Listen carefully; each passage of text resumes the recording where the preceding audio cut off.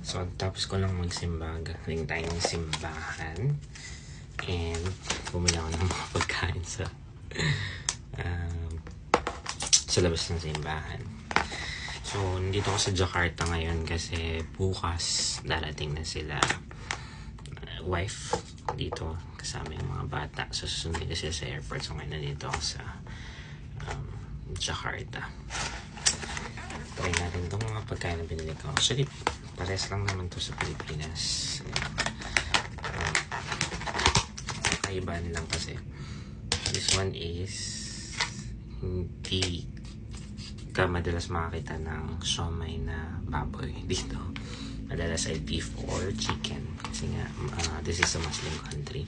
So normally, binibenta lang siya sa harapan ng simbahan ng Catholic Church. And then, din akong pancit bihon. Ayan, pancit bihon. So, price lang rin siya. Baboy din to. So, yun nga. Makakabili ka lang ng mga baboy dito sa labas ng simbahan. So, try natin siya parehas. By the way, ang tawag nila dito ay dim sum. Sa atin, baliktad kasi. Yung dim sum is a generic term, right? Tapos, siomai yung tawag natin sa mismong ganito. Pero sa kanila, baliktad. Pag sinabing siomai, anything that is steamed. So, may siomai sila na cabbage, may siomai sila na basta kung anong steam. Pero pag sinabing dim sum, ito yan, yung siomai natin. Let's try it.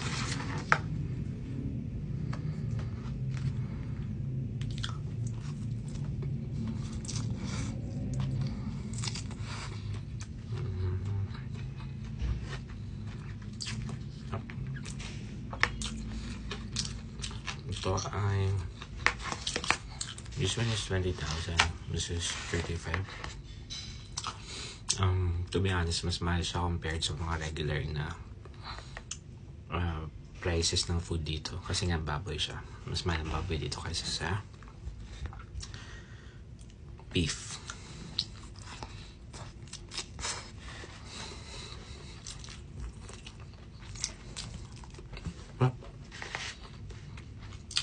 Ready na dito. Mas yung sauce nila dito ng siomai is hindi katulad sa atin na kahit calamansi, di ba? Normally. Dito, it's a peanut sauce. Masarap siya, pero peanut sauce yung gamit nila dito.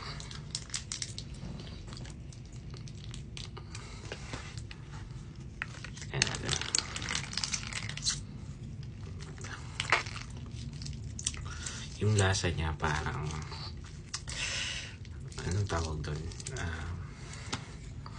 May pagka kare-kare yung lasa niya. So, ganito siya. So, yan yung peanut. Okay. Natapon ba? Hindi. Tikman na natin.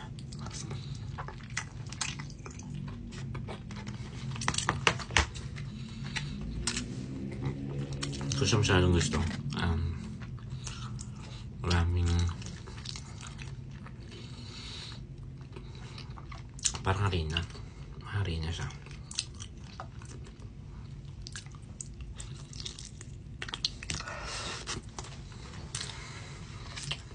Pero okay na rin kasi minsan na magbaboy dito. By the way, dito ako sa Boba Box.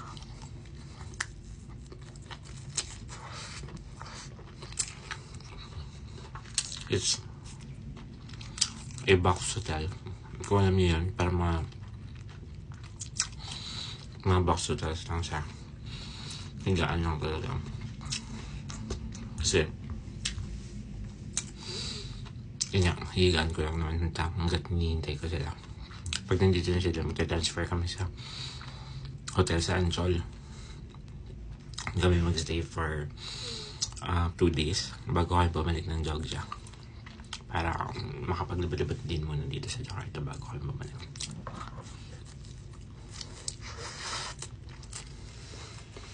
Yun lang. Bye-bye.